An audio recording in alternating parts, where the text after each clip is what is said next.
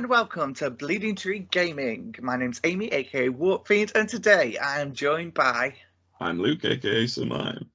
And we are talking about the latest Age of Sigmar faction focuses. We have first up the Eater Courts. Came out Friday, was it? Oh yes. What a joyous feasting day it was. Yes. Obviously, this is the army that you've most recently painted, Yeah. so...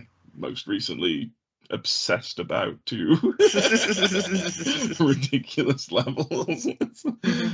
I was rushing about on Friday and I haven't had a chance to go back and read this, but you were have, train traveling. Yes. So this is my first look at the rules, so let's crack on. First of all, battle traits up first. How do these compare?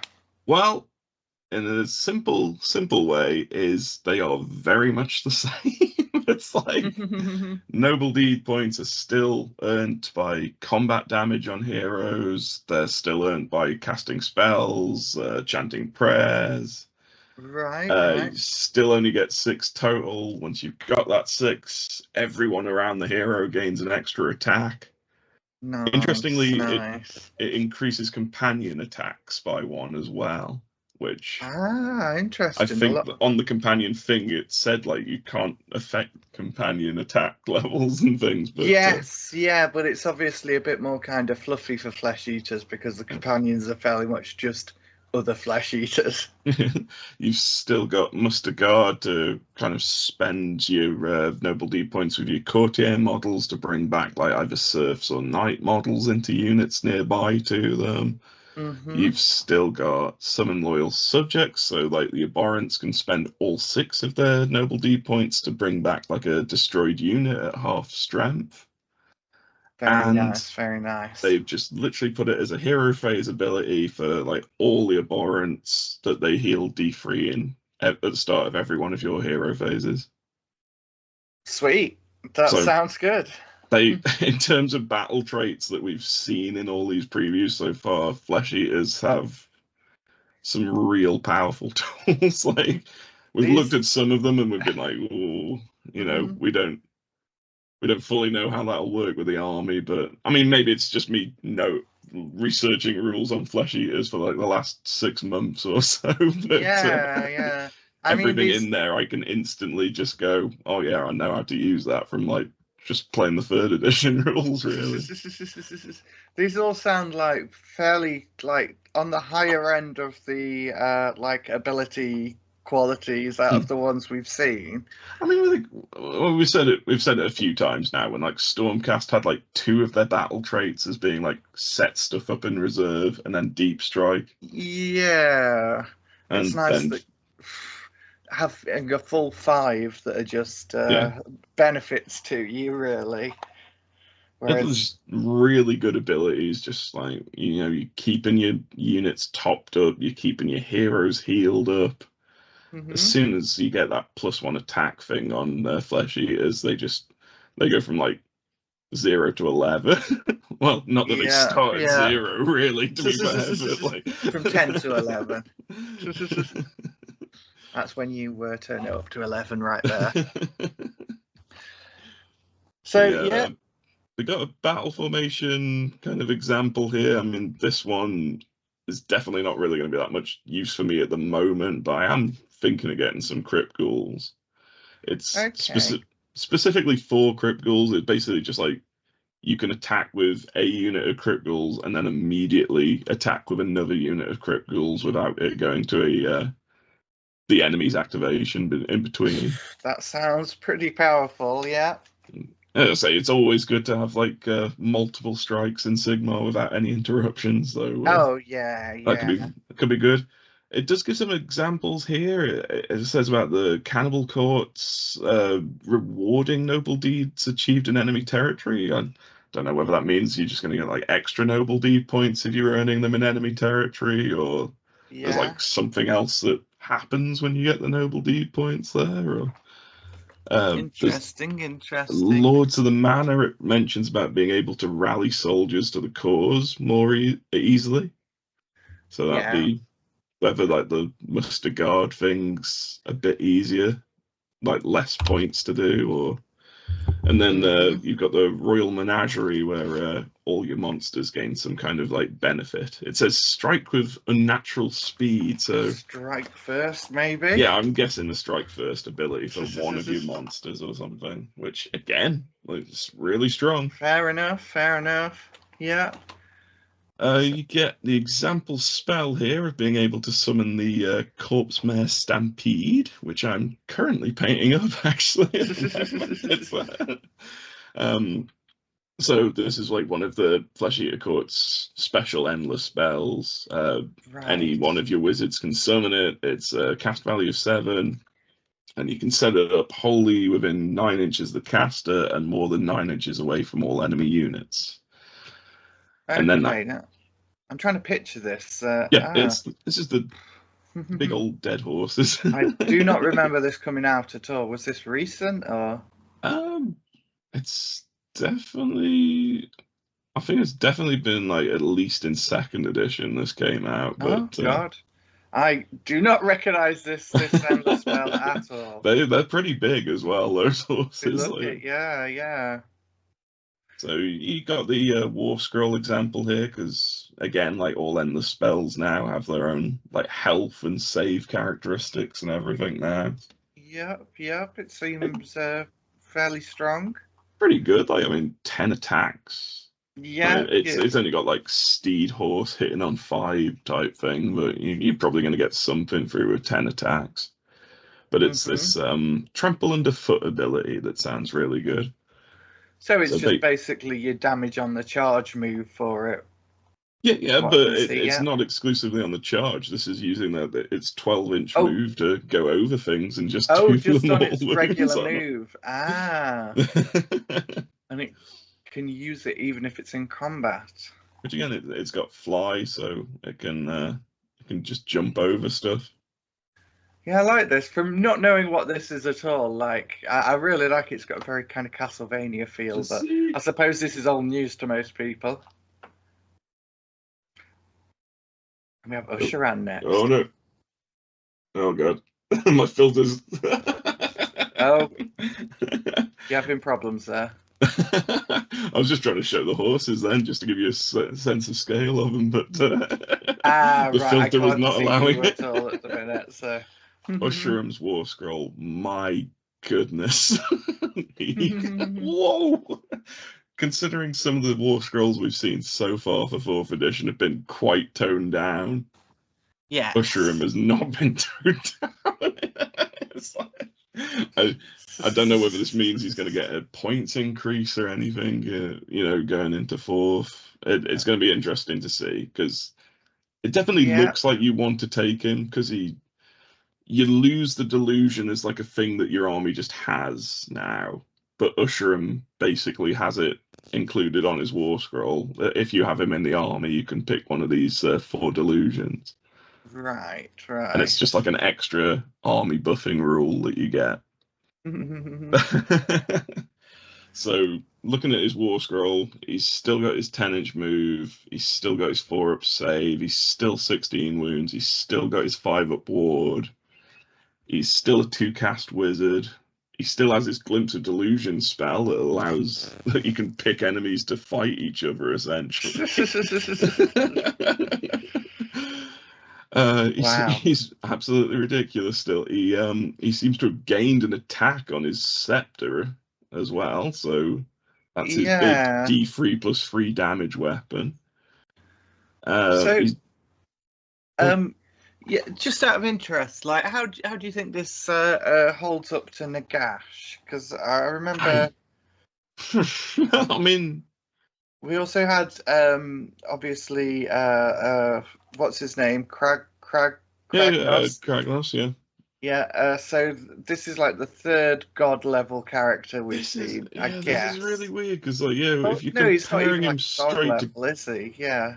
You're comparing him to Kragnos, I probably would actually say, he's probably fairly on par with Kragnos now. It's like, especially the fact Kragnos has kind of gone up to that 4+ save himself.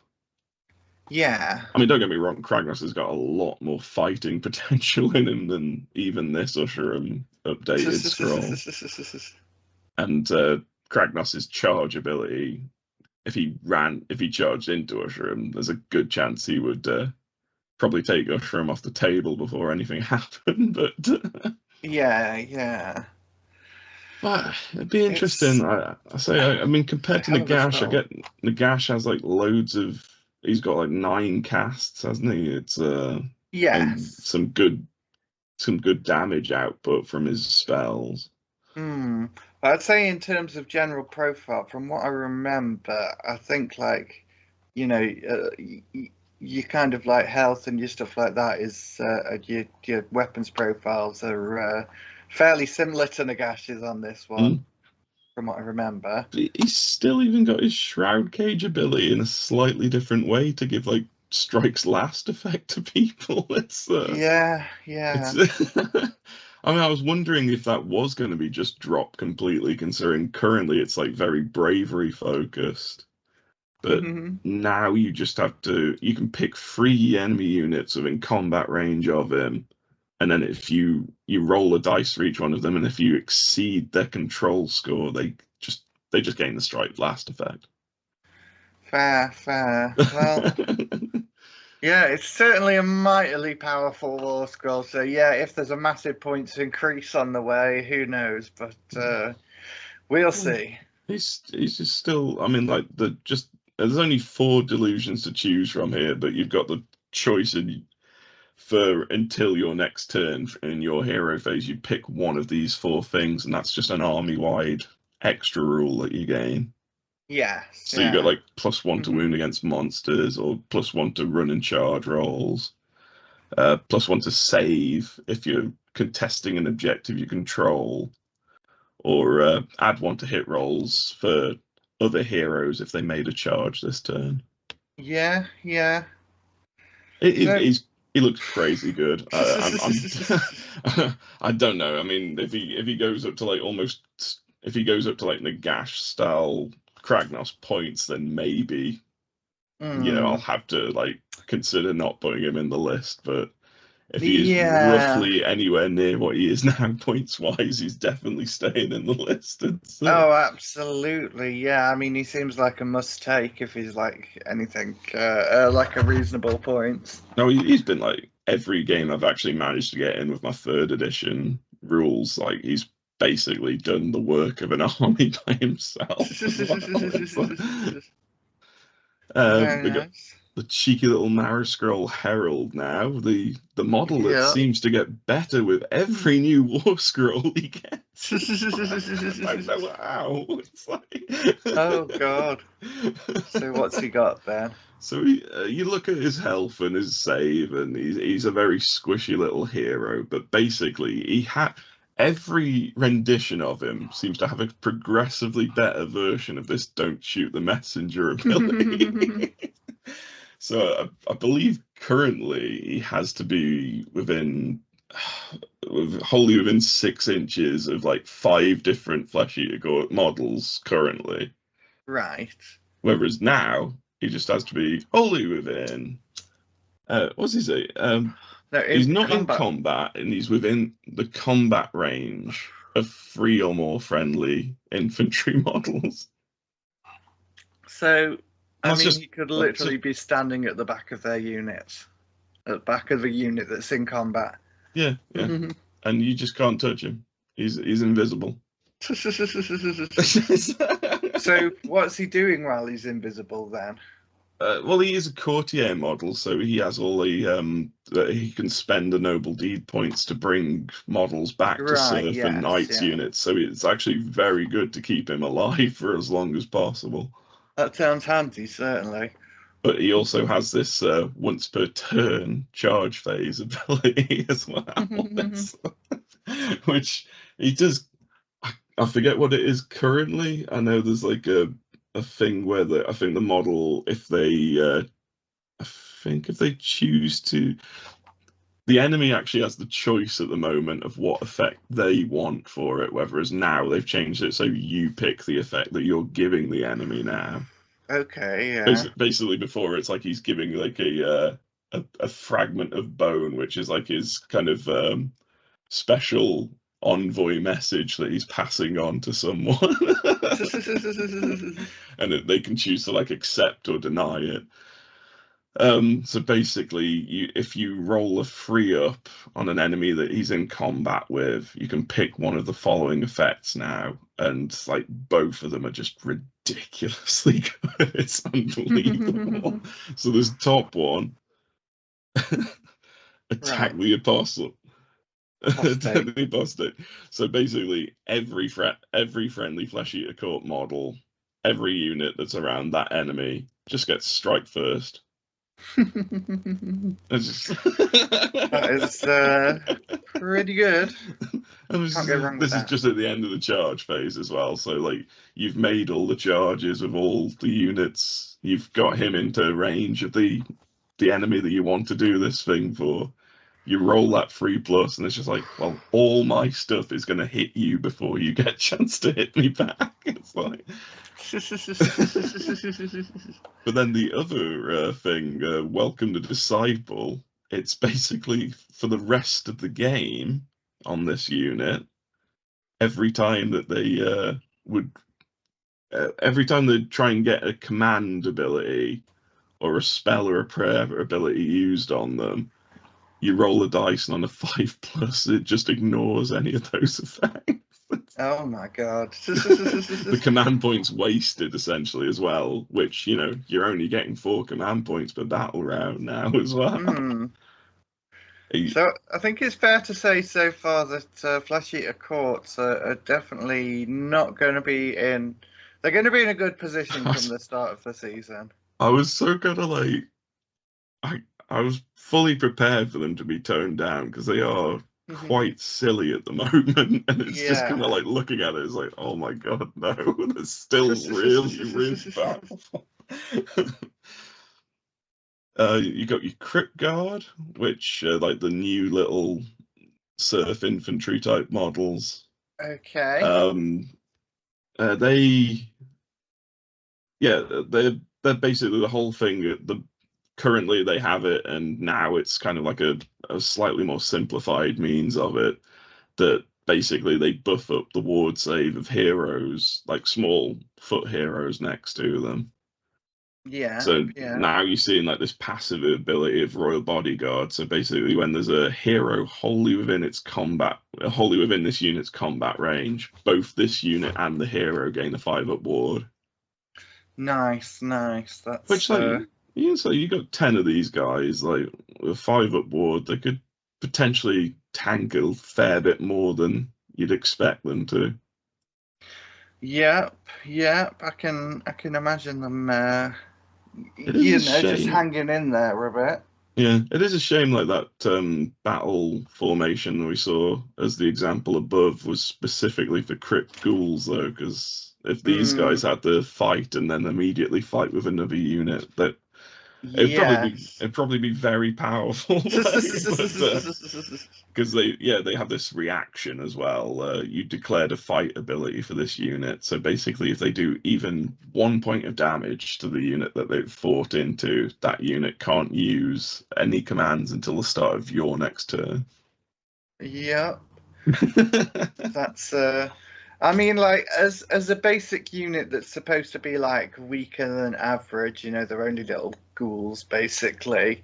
That's it's got some kind of characterful stuff in. They've got the ward save, which makes them survivable, and they've got 3 attacks. So. Well, I mean, they got 3 attacks base, but when Feeding Frenzy's on, they got 4 attacks base. So a unit of 10, you're actually getting like 41 attacks if you've got Feeding Frenzy off on them.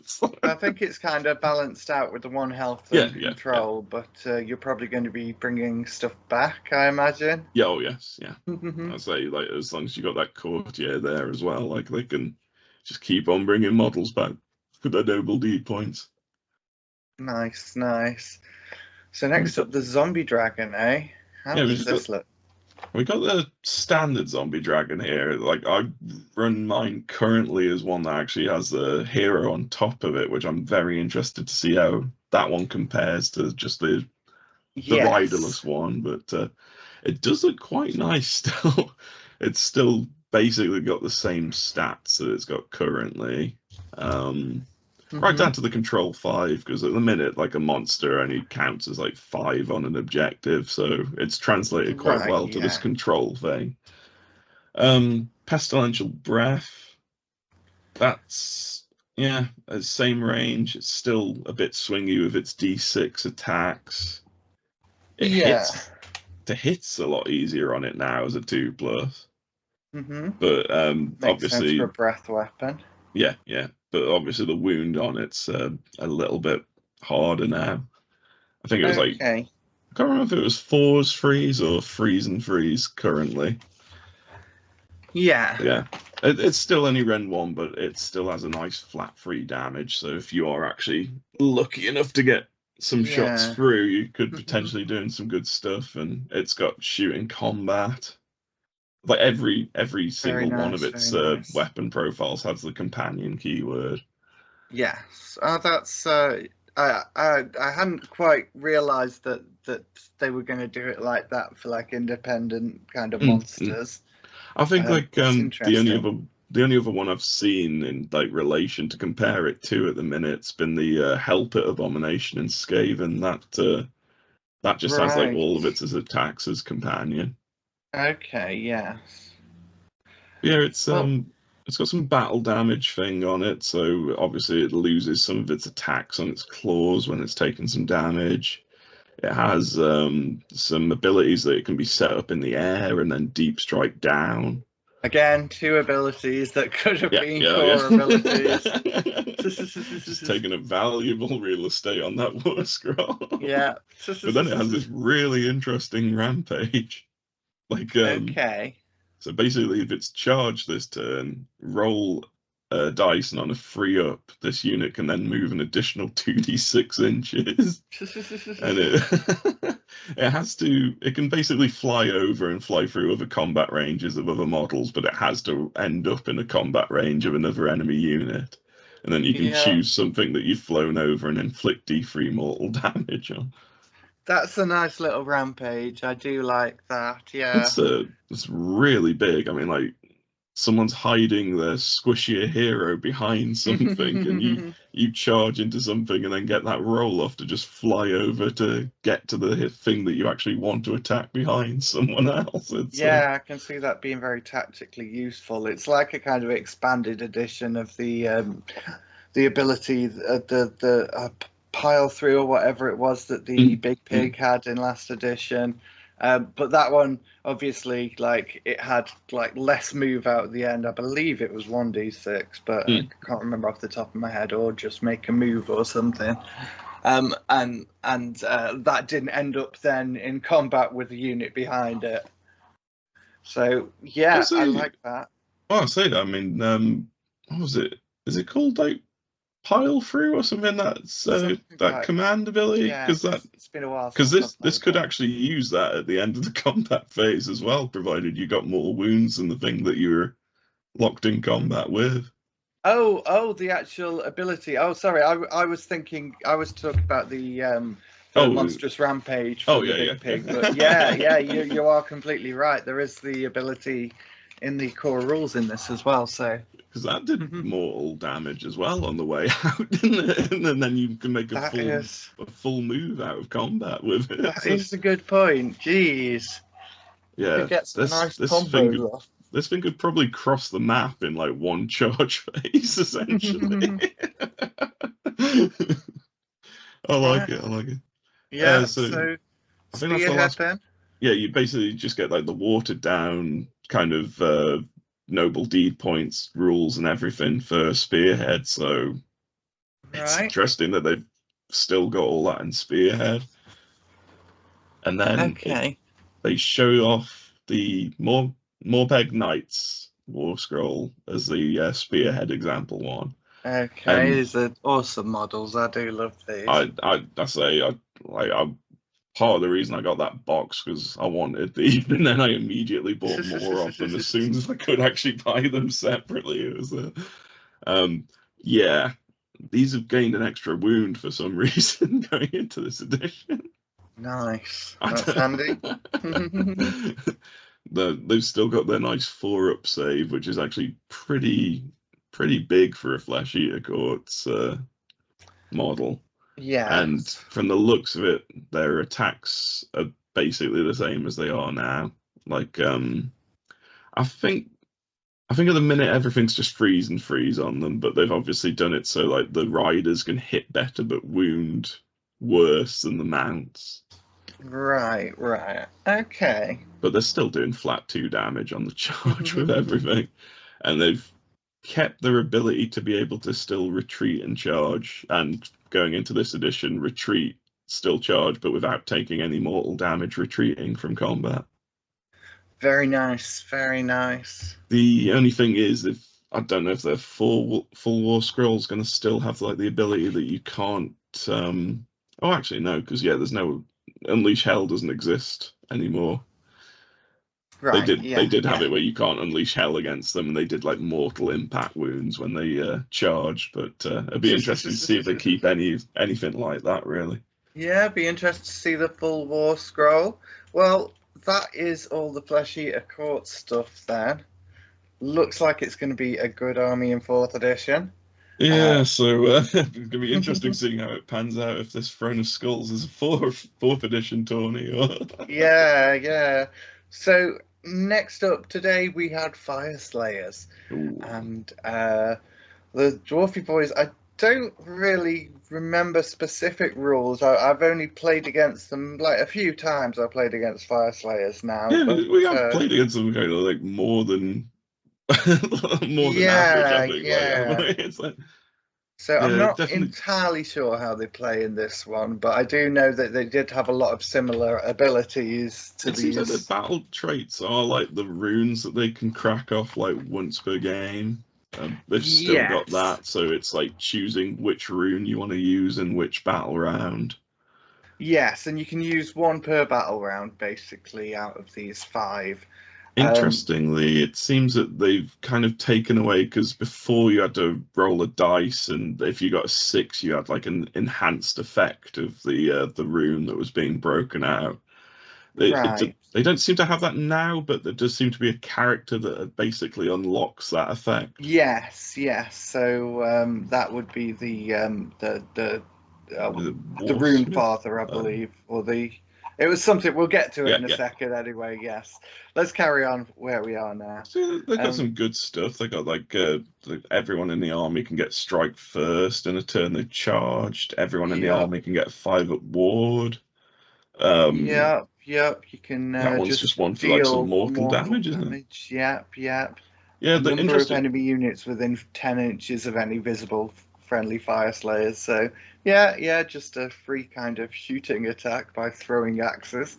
So yeah, I think that was the one that everyone basically just used up when they didn't have need for one currently, because throwing axes are kind of terrible for them. But it looks like when we go later down to the War Scrolls that I think all the units have kind of lost a throwing axe as a ranged weapon, and it's now just some like mortal damage you can do with cracking off a rune.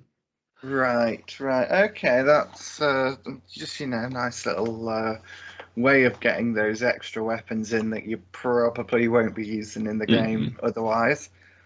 The run and charge one sounds great. Obviously, dwarves are all slow, so being able to cover that ground a bit fast is very nice. Yeah, and crit mortal rules always nice to have on everyone. So those are the runes. The battle formation, we saw the Berserk Kindred, which is just the add 1 to wound rolls for combat attacks made by Fyreslayers infantries that charged. That sounds powerful. That sounds really, really powerful. Like, it's just a nice little characterful buff to add onto your warband. Obviously, Magmadroths aren't getting that, but everything else in the army's getting that. Yeah, I mean, literally, like every other model in your army is going to be infantry. Look at these examples here saying there's another battle formation where Magmadroths become more resilient. And then there's extra one. Control for heroes, presumably. Yeah. And reinforcing your territory with barricades of molten stone. That sounds really interesting. I wonder what that one actually entails. Like. Yeah, I'm interested. It doesn't. It's not in their scenery kit because that's the pizza oven. They got this really fun Prayer little of Ash. unlimited prayer here. Yep. So it's cast on 4. So visible unit within 12 inch. Subtract 1 from wound rolls for attacks that target them. And if there's 8, also subtract 1 from the rend. That's brilliant though. That yeah. So like, especially being able to chant the prayer as well if you pay the command point in the enemy hero phase to build that up to the 8 as fast as possible, and then just unleash that at the right time. Yeah. So I mean, it's like everything that kind of adds to the survivability of your Fyreslayers is going to be good. Obviously, like they don't go in for armor, but like if you can turn on like the ward saves and like get all these like debuffs from wound rolls and stuff, then they become pretty survivable. Well, I'll say, especially with that battle formation where the whole army is getting like +1 to wound on the charge of the infantry units, it definitely looks like they're an army for some real buffs and debuffs. Oh yeah, it's going to be a lot of keeping track of things, but hopefully not too confusing. So it's the Rune Father on Magmadroth's War Scroll. Yep. He seems to have lost 2 wounds, I think, going into this, and then I think they have kept 16 wounds for like the really like kind of almost god level characters so far. I think his attacks profiles are slightly different. I mean, I think when I was reading through earlier, I think the Blazing Maw was currently a D3 damage attack, so the fact that it's gone up to a flat 3 damage is really nice. Okay. But I think he has like lost like the odd attack or something in there. Interesting. Yeah, I do not know the current profile myself, but I mean, it looks like compared to other things we've seen for the edition, it looks on the higher end, not the very highest combat end, but very nearly. I say he looks like he's definitely going to put some damage into something going into them. And you have this once per turn ability where you can pick an enemy unit in combat, and on a 3+ you subtract 1 from their save rolls for the rest of the turn.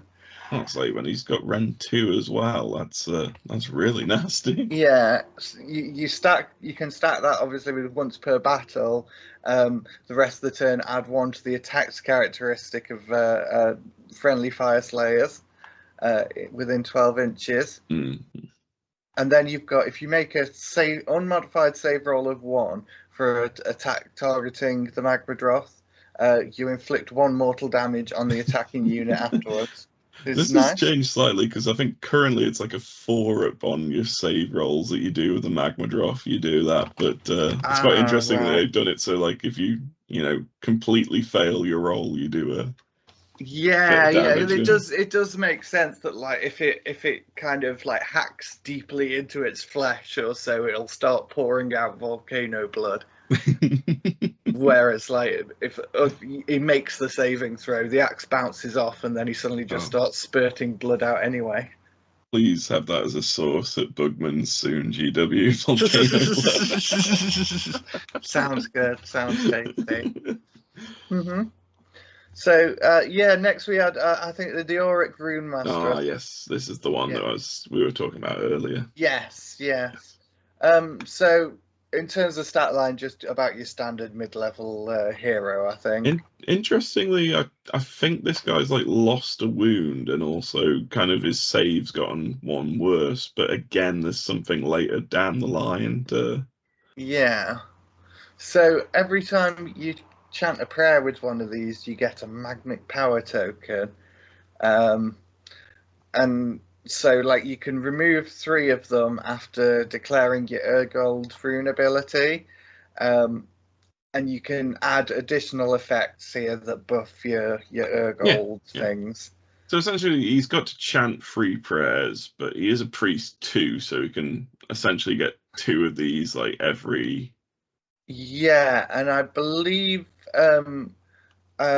these things stock up? How like you can use them on different like multiple priests at once, but I believe each one has to spend the tokens that they've earned.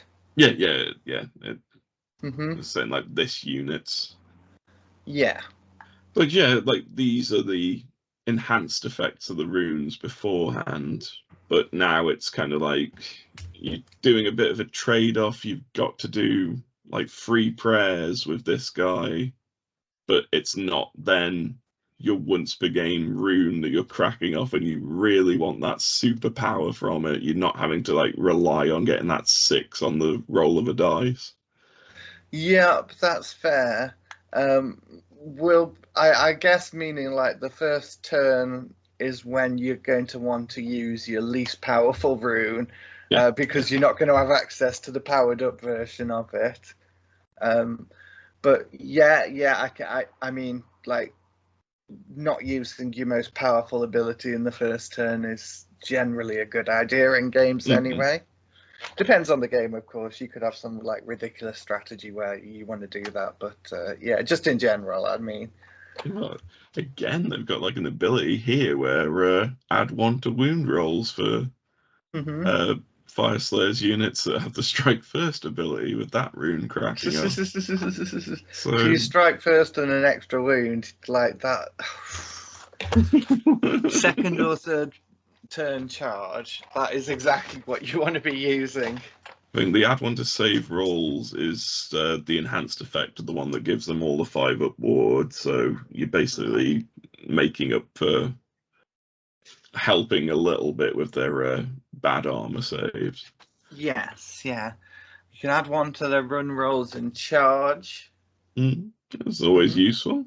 I think that is the one where they can run and charge as well, so that's quite nice. So, they're going to be legging it faster than their little legs can carry them.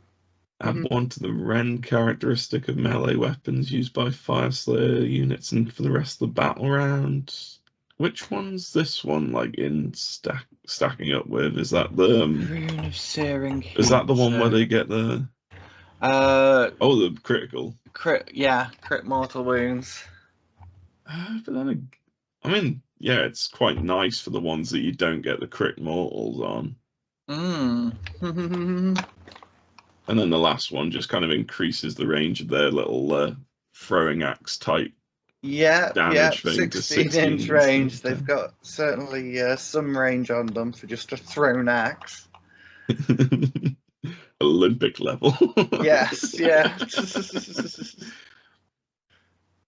Well, right, we've got the Hearthguard Berserkers as the first of the ones, and these are like the elite bodyguard unit, as you can tell by the fact that they're wearing nappies and plumes. Those Fyreslayers have some weird things about. Yeah. Naked dwarfs. Fairly similar to the Crypt Guard, basically, if an infantry hero's within combat range of them, both them and the unit get a 5 up ward. Yeah, is this going to be some kind of general wording for like any kind of bodyguard style unit that we're going to see across the board? Yeah, I'd say interestingly, I don't think we've seen any bodyguard type rules yet, have we? So this is probably how it is going to work in this edition. Yeah. Interestingly, these guys were the ones that I think had a 4 up ward if they were next to a hero before, though. So they're making the ward of the hero better, though. So I think it's an interesting trade-off. Yep. The other one they've got is when a damage-friendly hero's within range, you add 1 to their attacks. That's nice. So yeah, again, very thematic. You can see them fighting fiercer when their boss is injured. And again, like it's quite nice that the dwarfs have got like freeze and freeze. I think people suspected the dwarfs were going to be like the mid ground for the hitting and wounding. Yeah, I feel like that's about where things should be. They're like got quite a lot of strength and carry around massive axes, so I think that's fair. It'd be interesting to see how the pole arm version of these guys compare, because Have they got like less attacks? hmm So Oh, their endless spell or yeah. manifestation, sorry now, the Molten Infernos.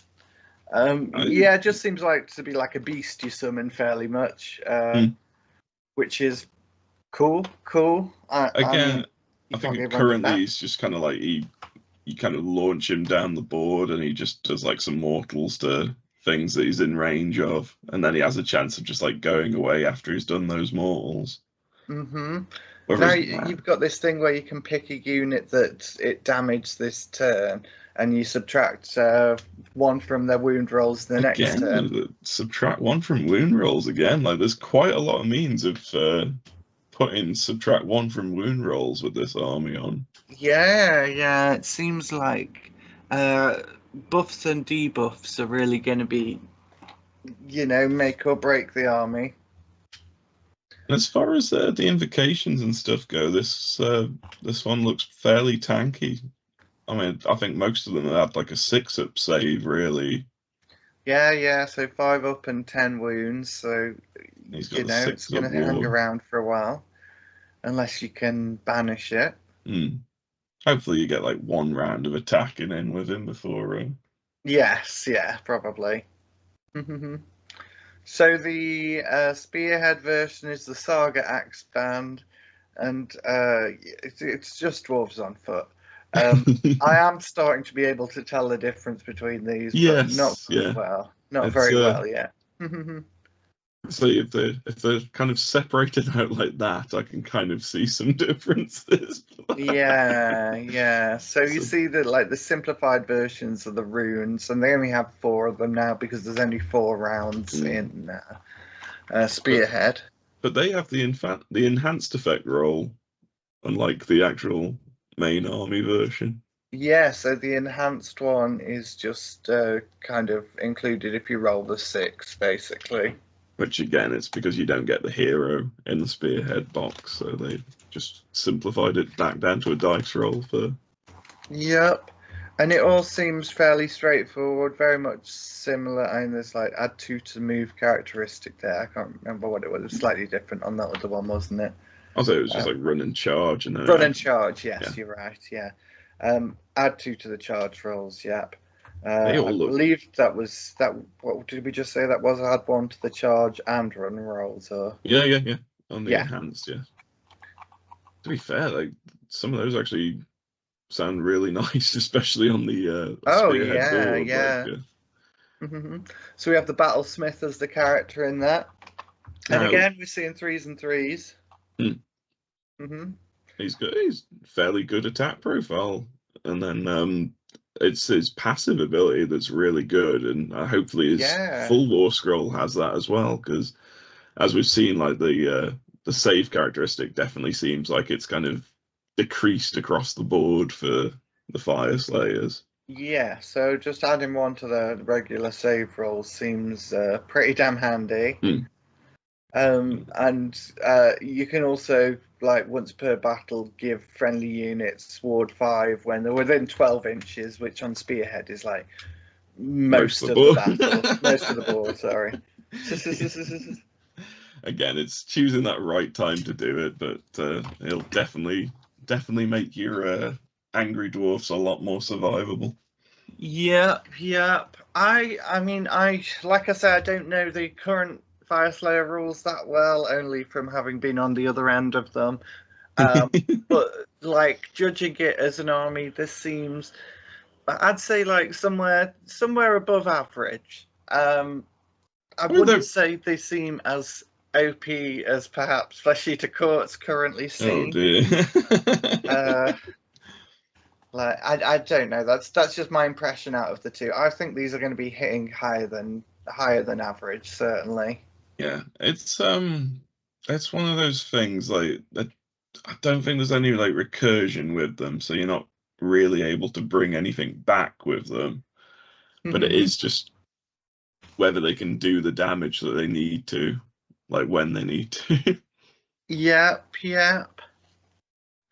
Well, They look pretty good though. They look pretty good. no, they look a solid army. Yep. And I don't think, like, whereas with Flesh Eater's Courts you can see like there may be the possibility that maybe they then come along and nerf that again at some point because it turns out to be too powerful. These guys kind of seem like they're on the straight and narrow. Yes, they're doing things the right way. Well, that's 2 more faction focuses gone. We have Idoneth Deepkin next. I'm looking forward to that since that's the current army I'm building. Oh, it'd be interesting to see like if they're watered down rules. Yes, yeah. Madam. See if it's any easier for us to wrap our heads around playing them. Yes, yeah. Well, we've been Bleedy Tree Gaming anyway. Thank you very much for listening. Don't forget to like and subscribe and let us know in the comments if you are excited for any armies in Age of Sigmar 4th edition. Thank you very much for watching, and we will see you in the next one. Bye-bye.